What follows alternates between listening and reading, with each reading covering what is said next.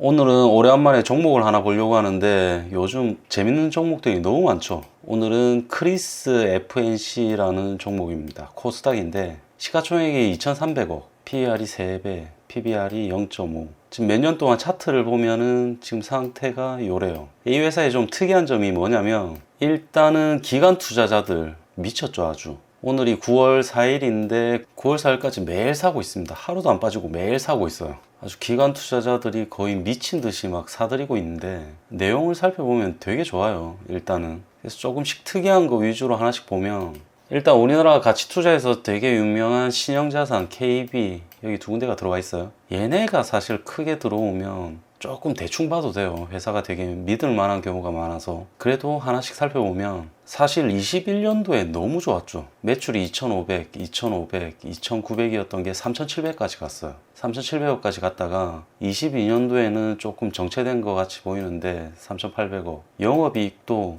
이 수준이었다가 너무 많이 올랐죠. 22년도도 사실 나쁘진 않습니다. 되게 좋은데 여기서 확 차이가 나는 게 당기순이익이 300, 200, 300 했다가 200까지 떨어졌어요. 근데 이때 680억까지 갔거든요.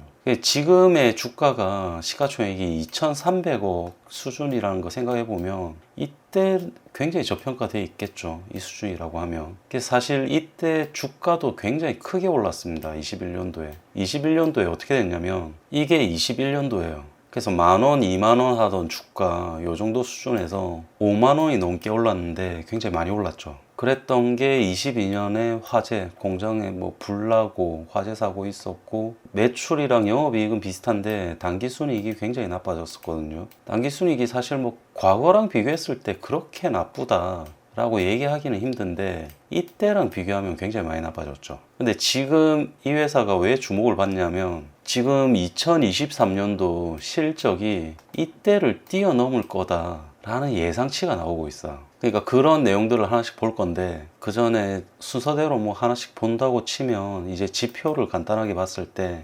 21년도가 굉장히 좋았을 때였죠. 22년도에 가라앉았고 그러니까 평소에도 ROE가 두 자릿수가 넘는데 10%가 넘어가면 굉장히 좋은 거죠. 근데 21년도에는 역대 최대치를 깼습니다. 24%, 25% 정도면은 거의 우리나라에서 1류기업 수준인데 22년도에 당기순이익이 떨어졌으니까 이게 한 자리로 나왔어요. 8 정도로 굉장히 떨어졌죠. 그러니까 당기순이익이 그렇게 떨어졌으니까 EPS가 이 정도 수준이 나온 건데 21년도에는 모든 게 다 좋죠. EPS가 5,800원, 6,000원 가까운 수준이 나왔는데 지금 이제 이 기준으로 볼 겁니다. 그래서 매년 배당도 안 끊기고 나오는 좋은 회사인데 이때는 실적이 워낙 좋았으니까 배당도 굉장히 많이 나왔죠. 일반적으로 상식으로 조금 알고 있으면 될 만한 게 ROE가 보통 두 자리가 넘는다. 그런 경우에 PBR이 1이 넘어야 정상이에요. 이게 두 자리인데 PBR이 1이 안 된다. 그럼 굉장히 저평가되어 있는 겁니다. 그러니까 ROE가 두 자리가 아니라 한 자리다. 그랬을 경우에는 PBR이 보통 0. 얼마로 가요. 1 이하로 가죠. 그러니까 1 이하로 PBR이 갈 수 있어요. 그러니까 ROE가 한 자리인데 PBR이 두 자리 이상이면 좀 고평가됐다고 할 수 있고 보통 ROE가 두 자리 수준인데 PBR이 1보다 낮다. 그럼 굉장히 저평가되어 있는 거예요. 그 중에서도 ROE가 20이 넘는다라고 하면 PBR 2배, 3배 뭐 이렇게 갈 수도 있습니다. 근데 여기 같은 경우는 그냥 적당해 보여요. ROE가 이 정도 수준에서 1배가 넘죠. 그냥 이 정도면 나쁘지 않다 이런 수준으로 보입니다. 근데 22년도에는 ROE가 한 자리로 떨어졌죠. 8배니까. 그랬을 경우에 PBR 1배도 안 되는 수준, 이런 수준으로 떨어지는 게 어떻게 보면 정상이에요. 근데 문제는 그러면 이제 여기서 생각하는 거죠. 저는 이미 봤지만 23년도에 실적이 되게 좋거든요. 실적이 되게 좋아서 ROE가 두 자리 넘어갑니다. 무조건. ROE가 두 자리가 넘어가는데 그랬다라고 치면 PBR은 1배가 넘어가야 되겠죠. 1배가 넘어가려면 BPS보다 커야 되겠죠. 그럼 지금의 BPS가 얼마냐를 먼저 본 다음에 진짜로 올해 ROE가 두 자릿수가 넘어갈 정도면 BPS를 넘어갈 테니까 그런 방식으로 주가를 생각해 볼 수 있을 겁니다.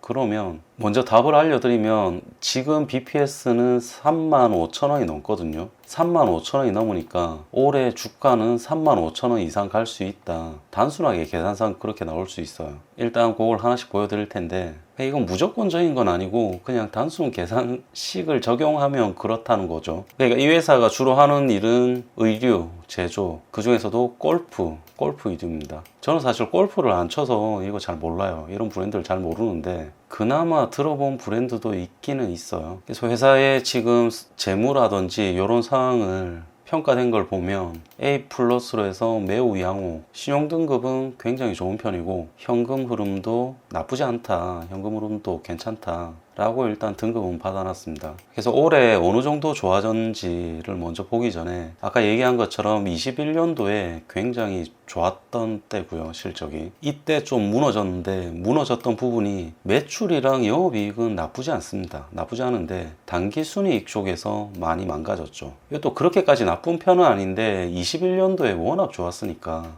그때랑 비교했을 때 22년도에 당기순이익이 많이 내렸죠. 근데 올해 같은 경우는 23년도 지금 6월 달까지 2분기까지 반기까지 나와 있으니까 지금 26기가 올해거든요. 이게 작년이고 일단은 매출하고 영업이익은 크게 중요하지 않아요. 지금 상태에서는. 왜냐면 조금 이따 얘기 드릴 건데 이번에 급격히 좋아진 건 당기순이익이거든요. 당기순이익이 작년 같은 경우에 작년 이맘때에 적자가 나왔습니다. 작년 반기의 실적을 보면 누적으로 봐서도 적자고 분기별로 봤을 때도 적자 240억 가까이 적자가 나왔어요. 근데 올해는 200억 가까이 흑자가 나왔거든요. 1분기에 100억, 2분기에 90억 해서 190억 정도. 근데 이게 왜 의미가 있냐면 이 회사의 특징이 3분기랑 4분기가 실적이 굉장히 좋습니다. 그러니까 이때가 성수기예요. 가을하고 겨울이 성수기입니다. 이 회사는 1분기, 2분기가 실적이 안 좋은 때고 3분기, 4분기가 실적이 좋은 때인데 작년 같은 경우에 1분기, 2분기 적자가 났어도 결과적으로 흑자가 났거든요. 왜 그러냐면 3분기랑 4분기가 성수기니까 그런 건데 올해 같은 경우는 일단 1분기, 2분기에서 200억 가까이 당기순이익이 나왔고요. 올해 3분기, 4분기에 만약에 이거랑 비슷한 실적이 나온다고 치면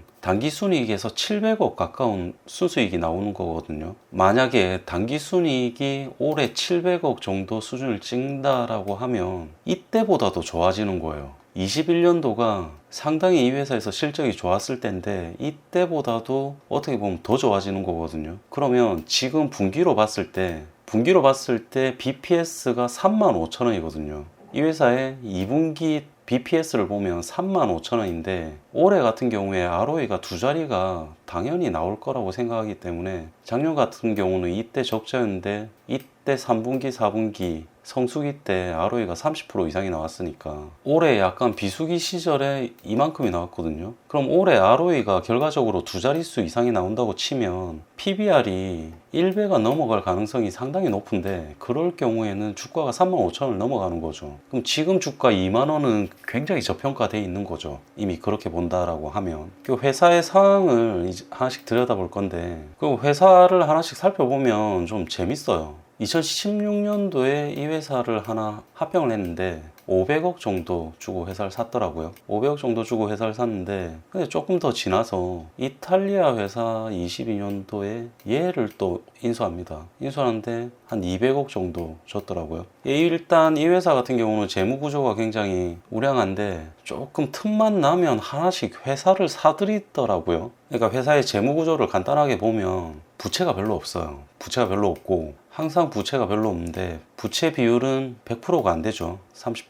20%, 30%, 30%, 90%. 회사의 남의 돈보다는 자기 돈이 항상 더 많습니다. 재무 구조가 굉장히 우량한 편인데 돈 벌어서 여유만 생기면 어디 다른 회사를 맨날 사들이더라고요. 이런 거 사냥하고 다니는 거 이런 거 되게 좋아하죠. 저 같은 애들은. 그래서 회사의 상황을 보면 지금 일단 계열사라고 할 수 있을 만한 회사가 여기 세 군데가 있고요. 비상장. 그리고 여기 하나가 더 있어요. 국동이라고. 이것도 의류 회사인데 이거는 상장되어 있는 회사인데 시가총액이 한 500억 정도 됩니다. 500억 정도 되는 작은 회사인데 이 회사가 340억을 주고 샀어요. 지분을 이만큼 갖고 있다는 거죠. 그래서 이 회사의 대주주라고 할 수 있죠. 이게 국동이라는 회사인데 그냥 가볍게 쭉 보면 똑같이 의류인데 이런 나이키라든지 H&M 뭐 북미 시장에서 어쩌고저쩌고 하고 있는데 이 회사의 최대 주주가 크리스 FNC, 지금 저희가 보고 있는 회사죠. 얘가 대주주입니다. 근데 좀 재밌는 게 그런 거죠. 지금 이런 회사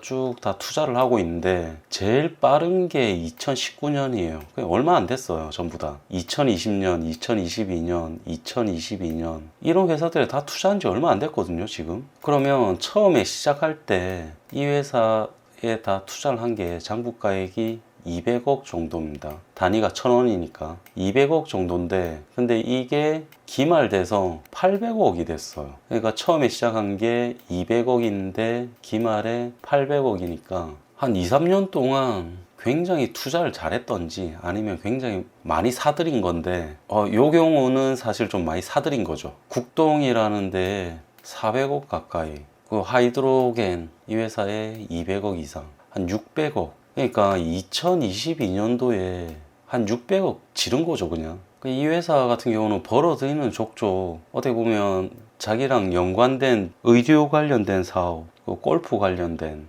골프장을 지금 뭘 하나 하고 있더라고요. 그쪽으로도 신규 투자가 들어갔던데, 투자자 입장에서는 굉장히 바람직하죠. 어떻게 보면 이런 회사. 저는 그러니까 골프 같은 쪽에는 지식이 별로 없는데, 회사의 재무라든지 지금 회사 경영을 하고 있는 방식이 어떻게 보면 굉장히 바람직해요. 굉장히 바람직하고, 이 회사 보고서에 나와 있는 내용인데 연도별로 봤을 때 골프장을 이용하는 사람들이 2006년에는 4,000명 정도였는데 5,000, 6,000, 7,000, 8,000, 9,000 이렇게 계속 증가하더니 2020년도에는 25,000명까지 늘었다 그러죠. 엄청나게 늘었죠. 이때 어떻게 보면 19,000명, 2만 명 됐을 때, 이때 코로나가 발생했을 때인데 그때 더 많이 늘었습니다. 25,000명. 그러니까 이쪽 산업의 성장 속도가 우리나라에서는 굉장히 빠르다.